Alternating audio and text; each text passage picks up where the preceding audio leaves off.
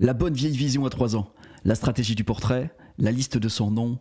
Bienvenue dans ce nouvel épisode de Destination 64, le récit hebdomadaire sans censure ni tabou de mon aventure entrepreneuriale vers l'objectif le plus ambitieux de ma carrière. Dans ce podcast, je te partage mes coulisses, le chemin que je parcours pour atteindre les 64 membres dans mon mastermind, le club privé, le cercle stellaire. Également, tu vas pouvoir assister à mes actions, mes échecs, mes succès, mes compréhensions, les leviers que j'utilise, les personnes qui m'aident, et tout cela jusqu'à ce que j'ai atteint l'objectif Destination 64 membres dans mon mastermind. Je m'appelle Jean-Luc Devacter, je suis entrepreneur, je suis auteur du livre Business Bénédiction et j'accompagne depuis 7 ans maintenant des entrepreneurs à développer de la croissance, mais pas n'importe comment. J'ai accompagné plus de 650 entrepreneurs à aujourd'hui, dont certains multimillionnaires, et ma démarche, mon approche, c'est vraiment de croître en conscience et en résultat. Alors dans ce nouvel épisode, 3 thématiques principales et puis évidemment le score que je te révélerai à la fin de cet épisode. Combien de membres sont rentrés cette semaine? À combien sommes-nous aujourd'hui? Combien en reste-t-il encore à aller rencontrer, à aller inviter? Eh bien, c'est ce que nous allons voir tout à la fin.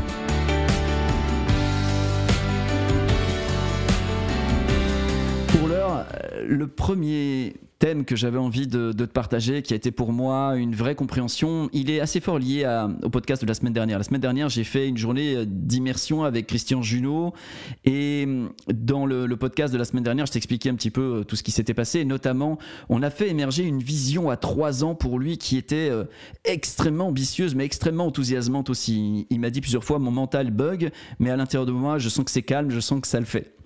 Et évidemment, les cordonniers sont toujours les plus mal chaussés. J'ai toujours tendance à transmettre, enseigner, faire naître pour mes clients quelque chose que je n'ai pas encore appliqué dans mon business. Et évidemment, quand je rentre d'une telle journée derrière, je me dis, ok, qu'est-ce que tu as appris aujourd'hui et comment tu l'implémentes? Et je me suis dit, mais j'ai pas moi une vision à 3 ans. J'ai une vision Destination 64, c'est une vision assez court terme, mais j'ai pas une vision à 3 ans. Alors je me suis dit, ok, si tu te lâches, si vraiment tu écoutes ton ambition naturelle, si tu écoutes ta contribution, l'intensité dans laquelle tu vis réellement, pas ce que tu penses qui est possible, pas ce que tu penses que les autres vont dire que c'est ok ou que c'est faisable, ou pas de te regarder dans le regard de l'autre, mais juste de te ressentir. Qu'est-ce qui fait sens pour toi? Où est-ce que ça ferait sens pour toi d'être dans 3 ans? Et automatiquement et directement, j'ai eu l'image où j'étais sur scène devant une salle de plus ou moins 500 personnes, en tout cas des centaines de personnes, peut-être même des milliers, et j'étais là pour les inspirer, pour amener des compréhensions, ouvrir leurs horizons et faire émerger un entrepreneuriat un peu différent.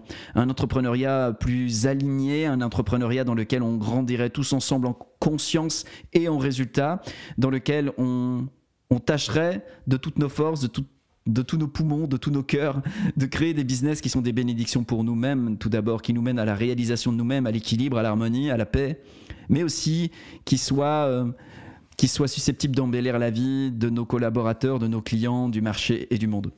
Une sorte d'entrepreneuriat qui serait spirituel, comme je l'appelle. Et je me vois là, en fait, je me vois là sur scène, quelque part en train de démontrer que le fil que je tire, l'intuition que j'ai, eh bien, elle va avoir une résonance forte dans les années à venir, et que j'aurai la chance de pouvoir faire partie des acteurs principaux de l'émergence de ce nouvel entrepreneuriat. Et donc du coup, je me suis dit, ok, c'est ça ma vision à 3 ans, c'est là que je me rends. Et je sens déjà ce rendez-vous, je me sens comme Patrick Bruel qui va faire sa grande tournée. Parce que quand j'ai commencé, je voulais être artiste, je voulais être auteur, compositeur, interprète, et quand j'étais plus jeune, j'étais certain que j'allais devenir le nouveau Patrick Bruel. Bon, voilà, ça ne s'est pas exactement passé comme ça, mais la sensation d'être sur scène et de livrer vraiment ce qu'on a dans les tripes, ce qu'on a dans le cœur, sa sincérité, boum, et d'avoir en face de la résonance des gens qui résonnent avec ça et qui sont enrichis par ça et qui se donnent des autorisations grâce à ça et qui vont faire des choses extraordinaires grâce à ça, ça c'est vraiment ma vision profonde, ma vision d'adolescent. Et j'ai reconnecté avec ça. Du coup, ça me donne vraiment une énergie, indépendamment de Destination 64, qui est un objectif assez rationnel, finalement assez mesurable. Celui-ci, il est beaucoup plus émotionnel et il drive mon énergie beaucoup plus puissamment. Donc du coup, voilà, je me suis doté de cette vision à 3 ans, ce qui me donne plus de feu, plus d'enthousiasme. Et ça va faire la différence sur la façon dont l'énergie va être distribuée dans les prochaines semaines, les prochains mois. Et ça va accélérer aussi mon accession à ce à cette destination choisie, à cet objectif choisi. Ça, c'est la première chose. La deuxième chose, c'est la stratégie du portrait. Hier, j'étais en coaching avec ce que j'ai appelé Mathéo le Magnifique, qui est mon coach en création de contenu. Il m'aide à comprendre un peu mieux quel type de contenu je peux créer, sur quelle plateforme. Et c'est d'ailleurs à cause de lui qu'existe ce podcast sous cette forme-là, un peu plus longue, dans laquelle je livre davantage de choses. Il m'a dit, écoute, fais-toi un autocast. Et ouais, fais-toi un truc, même tu t'en fous que les gens écoutent, tu t'en fous qu'il y ait beaucoup d'abonnés, c'est pas ça le truc. Le truc, c'est que tu racontes ton histoire et t'y vas. Et donc du coup, il m'a permis de faire ce format que j'adore, dans lequel je peux vraiment me déposer. Et merci à lui pour ça. Et il m'a donné une autre idée que je vais mettre en place, qui est de faire un portrait de chacun des membres du cercle stellaire, de manière en fait à ce que les gens qui ne sont pas dans le cercle puissent se dire quel type de personne est à l'intérieur, quel type de conversation on a avec Jean-Luc, quel type de profondeur on atteint, quelle énergie on développe. Et donc je vais me lancer dans la création de ces portraits. Ce seront des interviews un peu longues dans lesquelles l'idée c'est vraiment que les personnes puissent découvrir sous un autre angle qui est le mien, l'entrepreneur qui est voilà, la belle personne qui a rejoint ce cercle stellaire, qui puisse aussi se dire waouh, j'aimerais bien rencontrer cette personne dans le cadre du cercle stellaire. Et donc de créer finalement avec ce contenu qui va être une occasion pour moi de mettre en lumière des gens que j'aime, aussi la possibilité de communiquer sur le cercle stellaire d'une autre manière. Donc j'adore ce format, j'ai hâte de le commencer. Je vais commencer à tourner à mon avis courant mars là avec les membres, et puis on va pouvoir faire vraiment, je pense, des choses dans lesquelles je sens que je vais continuer en fait à travers ce format, tout en faisant du marketing et de la com, à être sur mon axe qui est de propager une certaine forme d'entrepreneuriat, une certaine intention à l'égard du monde, une certaine sensibilité, délicatesse et en même temps une certaine puissance aussi. Et je suis vraiment ravi de ça. Donc c'est une stratégie qu'on va mettre en place, qui est une stratégie finalement marketing assez forte, mais un peu détourné. C'est pas un truc c'est pas un truc direct. Je vais pas faire des témoignages, je vais vraiment présenter les gens et ce que je vois de beau chez eux et leur permettre en fait d'être découverts par d'autres personnes. La troisième chose que j'ai mis en place cette semaine, c'est la liste de 100 noms. Alors c'est un concept qui m'a été enseigné dans un marketing de réseau quand j'étais très actif dans un marketing de réseau, et c'est une stratégie que je vais reprendre parce que je me rends compte que finalement j'ai un plaisir à connecter avec les gens, un plaisir à mettre en lien les gens, un plaisir à aider des personnes. C'est assez naturel chez moi, et donc du coup j'ai un capital réseau que je pourrais tout à fait développer si je suis un petit peu plus stratégique. Alors ça ne veut pas dire calculateur ou instrumentaliser les autres, ça veut juste dire ok, j'ai le temps d'une conversation avec quelqu'un, comment je fais pour que cette conversation soit génératrice d'un maximum de richesse pour cette personne et pour moi. Et donc quelque part j'ai fait une liste. Alors pour l'instant il y a 70 noms, mais j'irai jusqu'à 100 et plus de personnes où je me dis en fait voilà une personne qui, si je prends mon téléphone et je l'appelle, elle va décrocher. Voilà une personne qui, si je lui envoie un email, elle va me lire. Et je me suis dit mais il y a une richesse extraordinaire là-dedans, parce que obtenir l'attention d'une personne à aujourd'hui, obtenir son engagement à écouter la proposition ou quelque chose que on peut lui proposer, ça a énormément de valeur. Donc j'ai pris vraiment une gifle en me disant waouh, mais t'as un capital réseau qui est ouf, c'est juste que tu le développes pas, c'est juste que tu mets pas d'attention, pas d'énergie, tu cultives pas ces relations. Et donc quand tu te lèves un matin et que tu te dis tiens ouais, je devrais contacter cette personne pour closer ceci ou pour obtenir ceci, en fait la relation est pas suffisamment cultivée, et alors elle a le potentiel en fait. Il y a les affinités, il y a le potentiel de créer énormément de richesse l'un pour l'autre, mais c'est juste qu'il faut travailler cette relation pour que, au moment où vient le rendez-vous, eh bien en fait de part et d'autre les choses soient prêtes.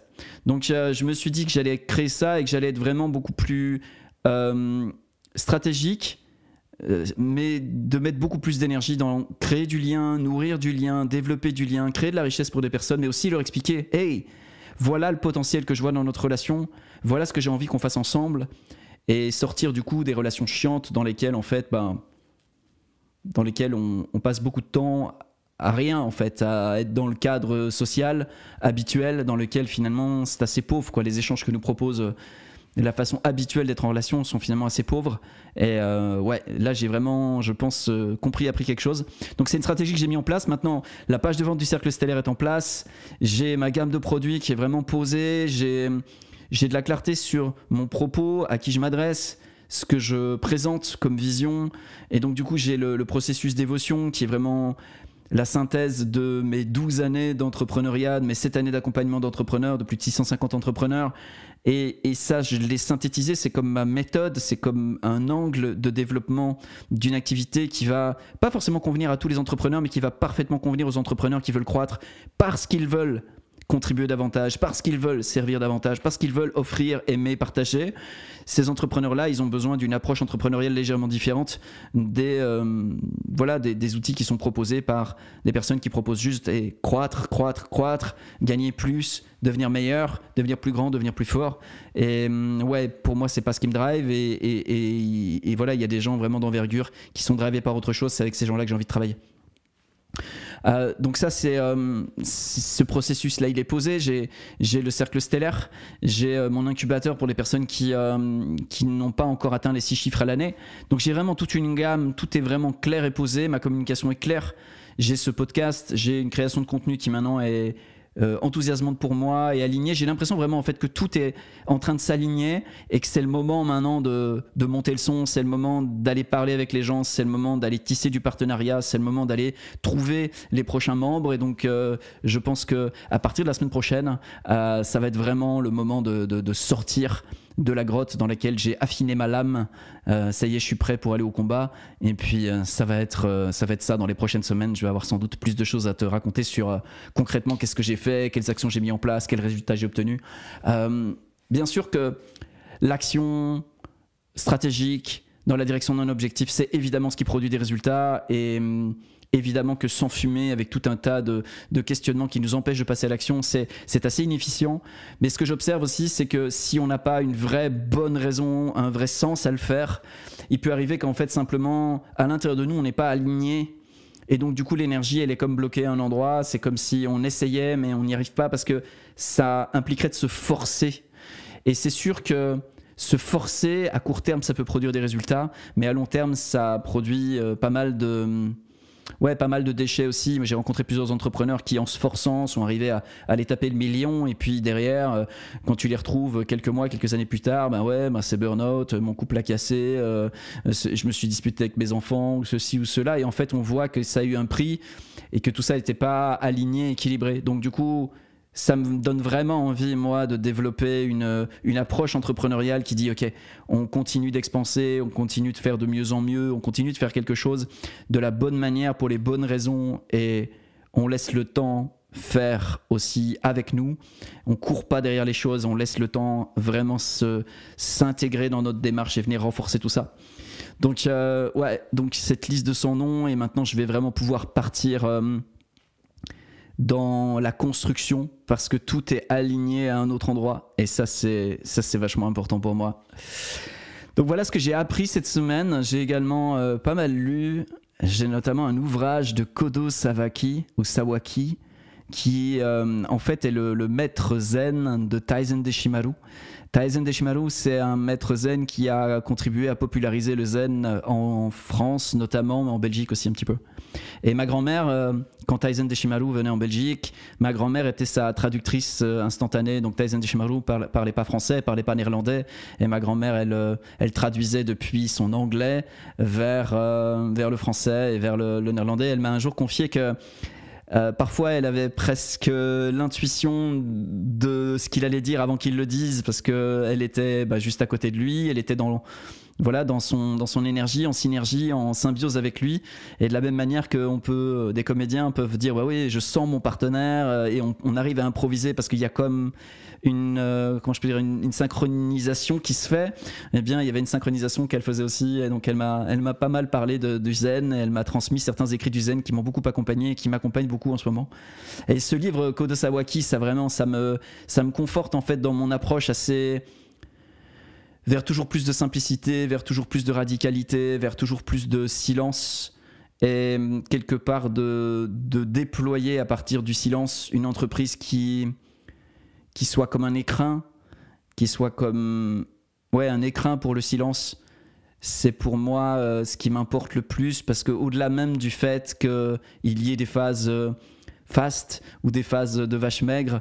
Ce qui compte pour moi, c'est qu'est-ce qu'il y a eu à l'intérieur tout le long de ces phases, qu'est-ce qui subsiste, quelle est l'essence qui subsistera à la fin, quel est le parfum qui sera visible à travers cette destinée d'entrepreneur et d'entreprise. Et c'est vrai, une approche assez spirituelle, assez poétique de la vie en général, que je me rends compte que j'assumais pas tant que ça. Et le fait de lire ce livre d'un grand maître zen là, et de me dire mais putain, ce mec, ce qu'il dit, c'est comment ça vit à l'intérieur de moi. Ce qui dit ça n'a pas d'importance et ça a de l'importance, exactement comme ça que je pense, je ressens les choses. C'est juste qu'à aujourd'hui je l'assume pas complètement, à aujourd'hui je l'incarne pas complètement, et je me suis promis en lisant ce bouquin cette semaine d'aller faire des pas dans cette direction, d'incarner plus ce qui est fondamentalement vrai pour moi, même si je dois être de temps en temps incompréhensible ou maladroit dans ma manière de l'exprimer, mais je m'en fous. Je sais que sur le temps, ça fera naître quelque chose qui est vraiment moi-même, plutôt que d'essayer de me traduire tout le temps et finalement de me perdre dans des espaces. Donc ouais, ça a été une grande leçon pour moi aussi cette semaine, de vraiment me dire hey, l'entrepreneuriat spirituel, c'est ton truc en fait. Être entrepreneur non pas pour croître et obtenir des choses, mais pour servir, contribuer et finalement faire de son entreprise un écrin pour le silence. Ouais, bah c'est ça en fait que je propose.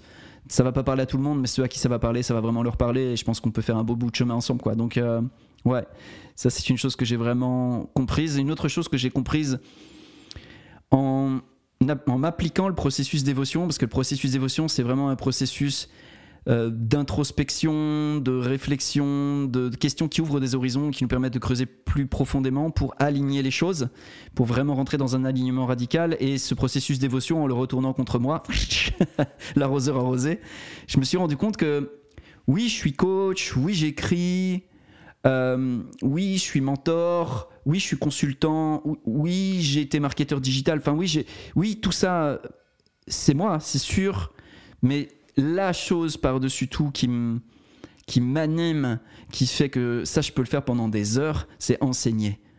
Et enseigner, c'est rigolo d'ailleurs, parce que mes parents sont tous les deux enseignants, et enseigner, c'est vraiment ce que je kiffe. Je sais que là, je vais transmettre le processus d'évotion en direct prochainement. Je suis en feu rien que d'y penser, j'ai envie d'y être. Quand je pense au séminaire où je vais me retrouver face aux gens, j'ai hâte d'y être sur scène, enseigner, transmettre, inspirer.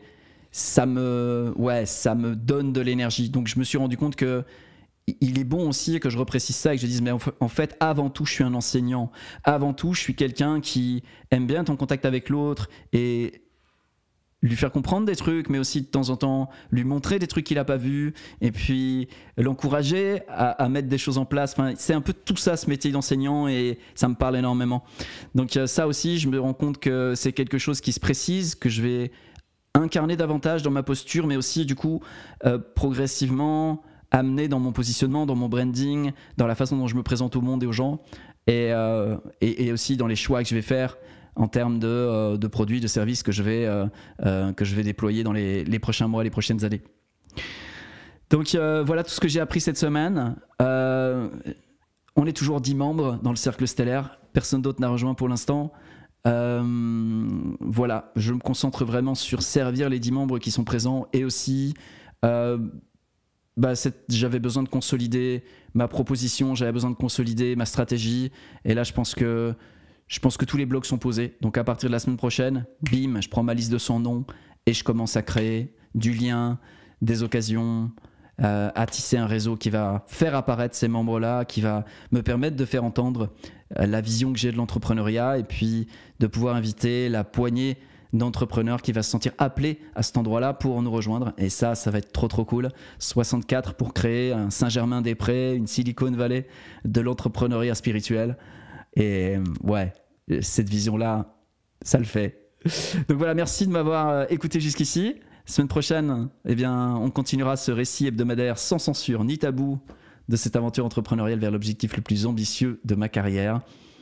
Je suis ravi de pouvoir te partager tout cela. J'espère que l'une ou l'autre des idées ou des choses que je suis en train de développer t'aura inspiré à toi-même aussi, peut-être changer quelque chose quelque part dans ton entreprise pour aussi aller vers l'objectif le plus ambitieux de ta carrière. Et je te dis à très bientôt pour un prochain épisode de Destination 64. Salut, à bientôt. Ciao.